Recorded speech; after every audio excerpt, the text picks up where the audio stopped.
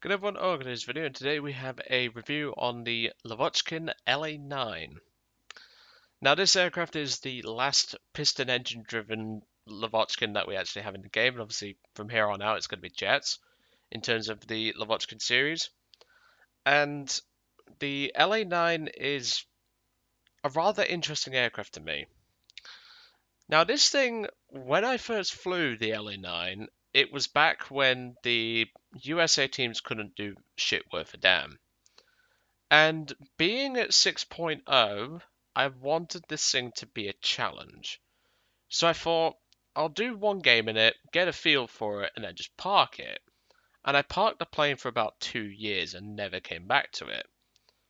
Obviously, with China coming out, I thought, well, I've got to get the La-9 again, so I'll get the Chinese La-9, then I'll spade them both, because that way I can do a video on just one of them, because, well, they're exactly the same, it's just a different skin. And for some reason, the Chinese one is a bit cheaper, but I reckon there's a made in China sticker and I just haven't seen it yet.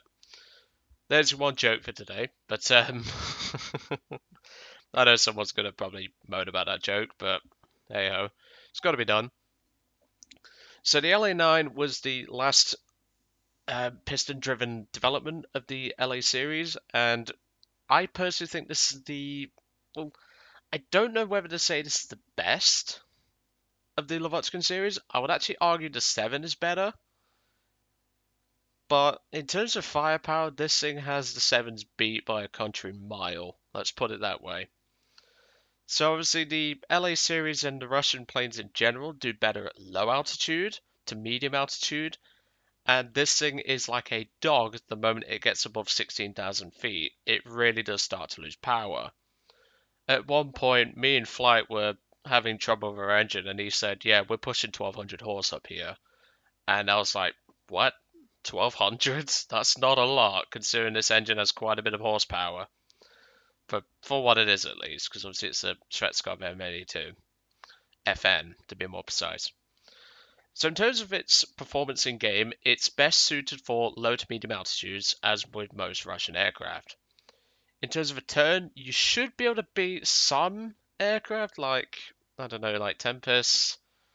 What else can I think of? You might be able to give a Bearcat a hard time.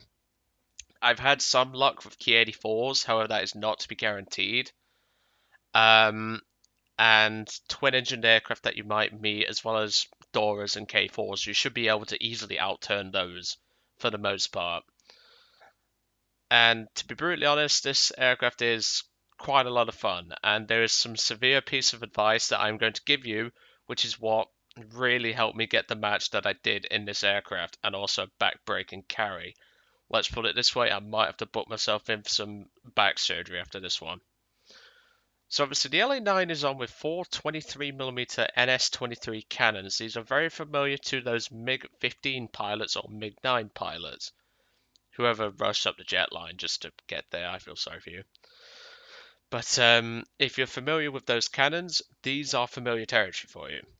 Now the advantage with the LA9s is that you can split your guns. I know what you're thinking. You're probably saying, but Joe, that's not possible. You've got four cannons. Surely all four would fire at the same time. You can actually fire two.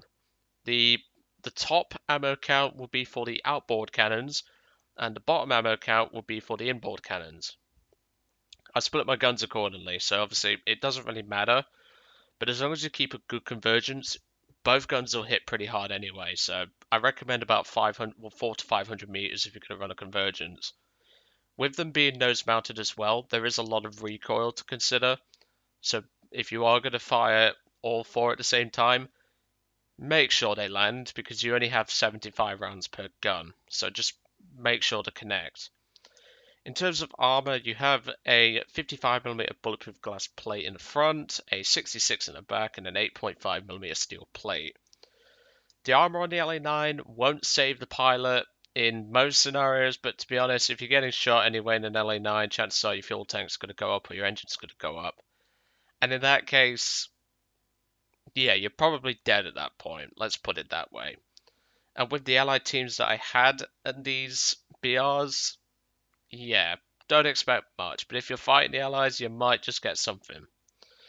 Now obviously the Chinese La-9, which I have here, is exactly the same other than the skin.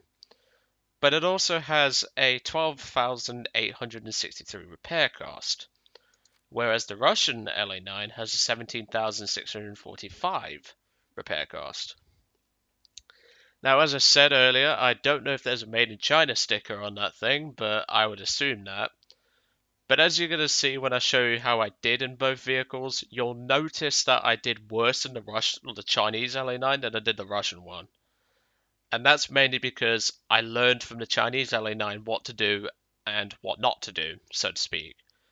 So my personal advice is if you're kind of low on SL, fly the Chinese one, because obviously it's 5k cheaper, you might just get a profit out of a match instead of losing money or something, and then fly the Russian one.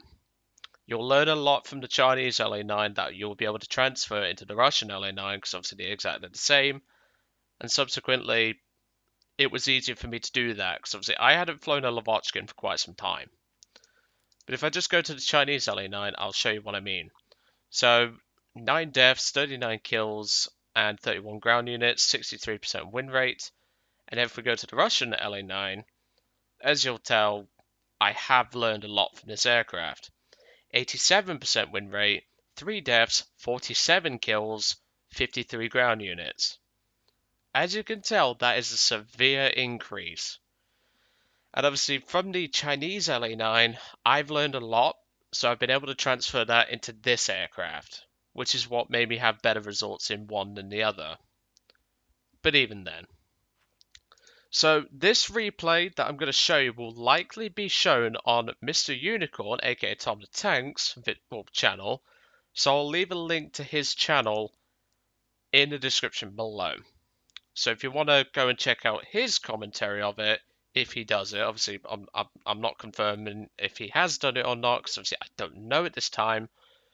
I've said to him he can use it because in his server he has a, shall we say, he has a bit where you can post replays, and I plonked this one in because this was a back-breaking carry. But yeah, go check him out if he's done a video. Even if he hasn't, go sub to him. Great guy. And well, yeah, Bond Squad's been a good thing to be part of for the most part.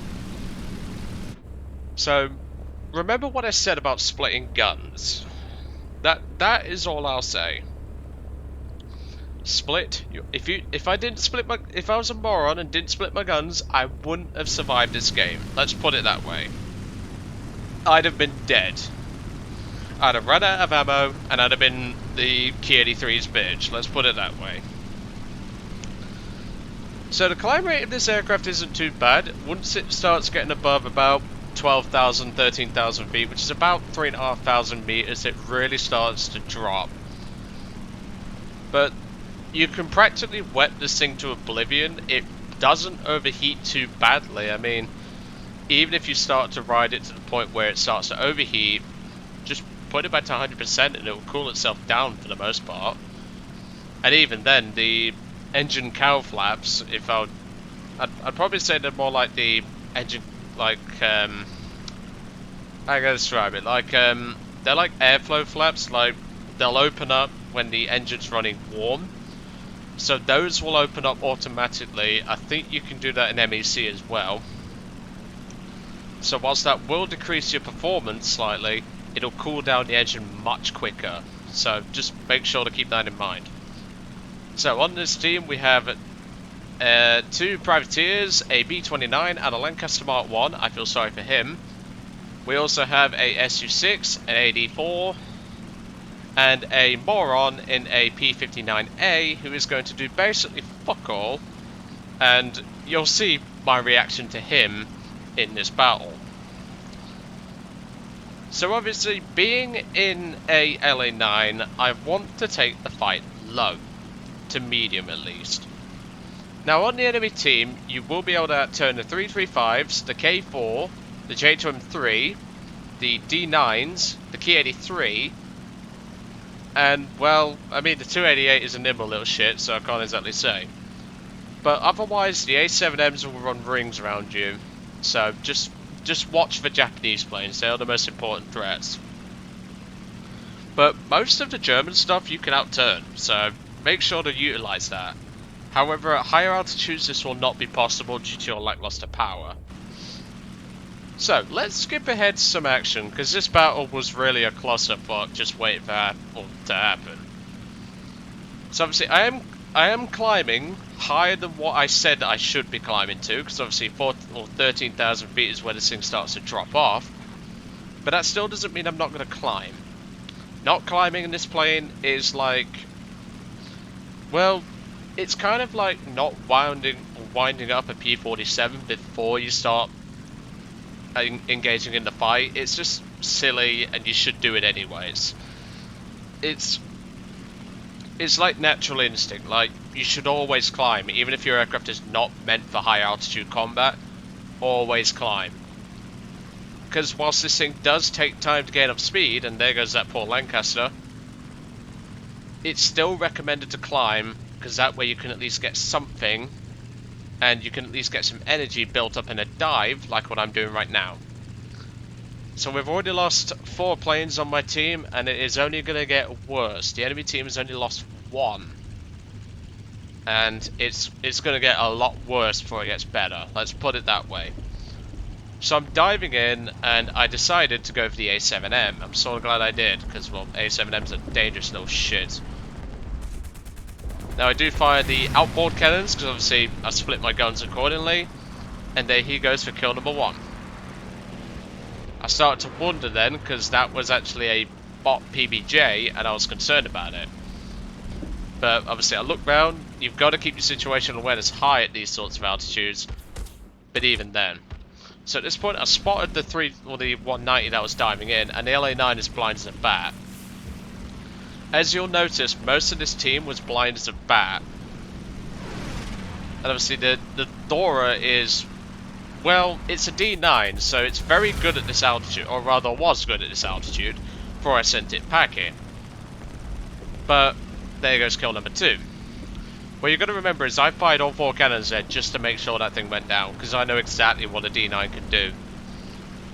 Focke 190 D9s are probably going to be the most important Dora to nail, especially at lower altitudes, whereas the D12 you can have your way with that for the most part.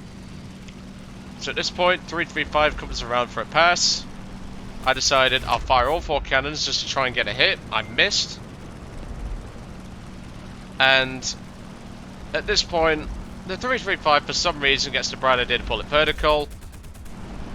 I'm starting to fire the outboard cannons again. I get a spark. I get another spark because these are sparking quite badly. And kill number 3. Recommended belts, by the way, should be the air target belts with the 3 FIT and the 1 API. But at this point, it's just getting worse and worse, and as you can tell, that La-9 was pretty beat up. And at this point, I've got a D9 descending on me.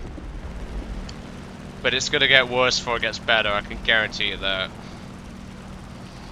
It's just one of those situations where I just don't know what I'm doing, but like I'm confused on what to do. But at that point, I pulled up to the A0, killed him, but now I'm low on speed.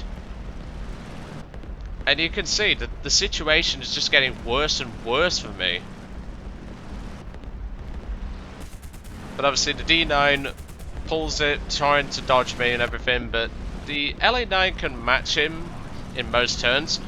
And at this point, you'll see me being like, who should I kill? The K4 or the Dora? K4 or Dora? And that's why I'm repeatedly banking the La-9 around a lot, because I'm not sure what to go for. And at this point, I decided I'm going to have to go for the Dora. I can deal with a K4, but I don't know if that Dora is going to bite me in the arse. And I just don't have the airspeed to get him at the moment. But then I just get a lucky shot with the FIT rounds and set him on fire. But obviously here comes the K4.